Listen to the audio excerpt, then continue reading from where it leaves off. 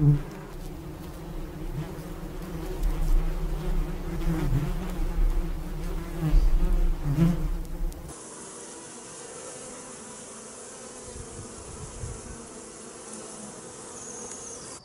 sommes le 6 janvier et il fait très froid sur Clermont-Ferrand et en plus il y a de la neige. Alors j'ai fait une expérience, j'ai mis des plaques sur les ruches et devant les ruches pour que les abeilles n'aient pas trop froid et donc qu'elles ne consomment pas trop de sucre. Bon, je suis bien conscient qu'on ne peut pas mettre ces plaques quand on a des ruches en pleine campagne. Comme vous le voyez, j'ai incliné la plaque de devant pour que les abeilles puissent sortir sur la planche d'envol.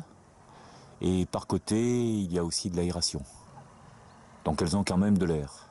Et en mettant ces plaques, je veux également éviter qu'elles sortent de la ruche et qu'elles touchent la neige.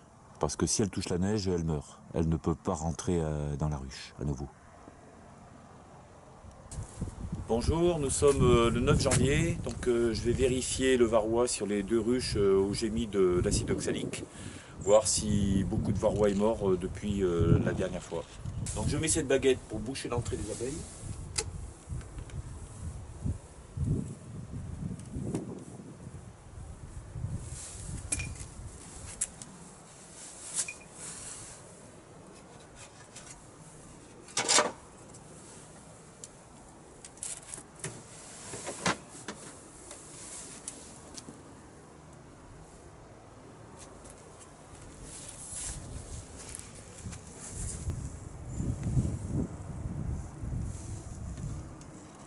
Donc comme vous pouvez le constater, il y a encore beaucoup de varroa morts. Alors la deuxième opération d'aujourd'hui va être de vérifier la nourriture des abeilles, voir s'il leur reste encore du sucre. Alors je vais ouvrir seulement le haut de la ruche. En voici la première ruche.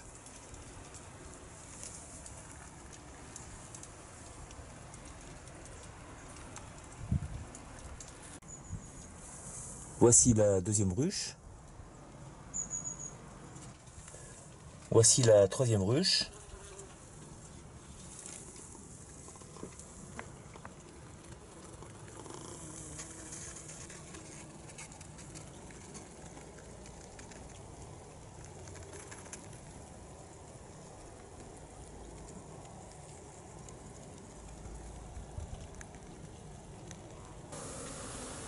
Nous sommes le 16 janvier, il fait très beau.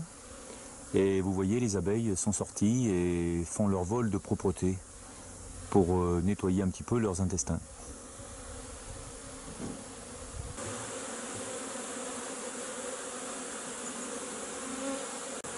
Alors une façon de savoir comment les abeilles se comportent dans la ruche, eh bien c'est tout simplement de les écouter.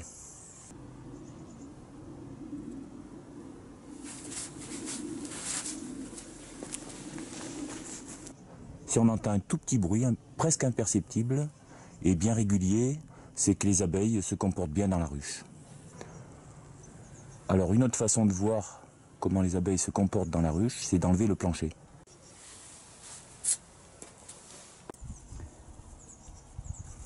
Et donc si on analyse le plancher, on voit des traces de cire, et donc ça veut dire qu'elles sont en train de manger leurs réserves, parce qu'elles désoperculent les alvéoles de réserve de miel.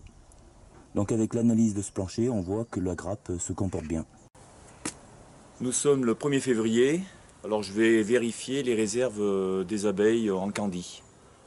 Voir si elles n'ont pas besoin d'un autre paquet de candy. Donc voici la première ruche. On voit qu'il leur reste encore du candy. On voit que la deuxième en a moins consommé du candy. Voici la troisième ruche.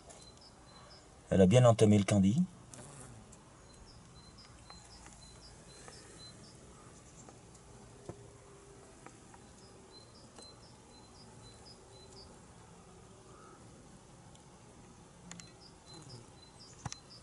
Bon, pour les 3 premières ruches, il n'y a pas de problème au niveau du sucre.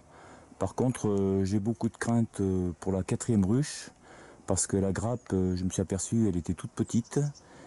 Et en plus, elle n'était pas sous le pain de sucre la dernière fois que j'ai vérifié.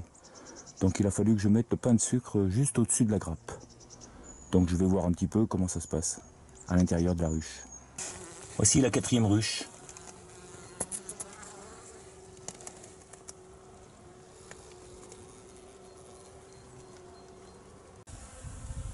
Voilà, donc j'ai vérifié les 4 ruches, donc il n'y a pas de problème. Elles ont encore des réserves. Donc je pense que dans 15 jours, je vais à nouveau ouvrir les ruches pour vérifier le candy. Voilà, et après donc on se retrouve en mars pour la suite des opérations, donc au mois de mars.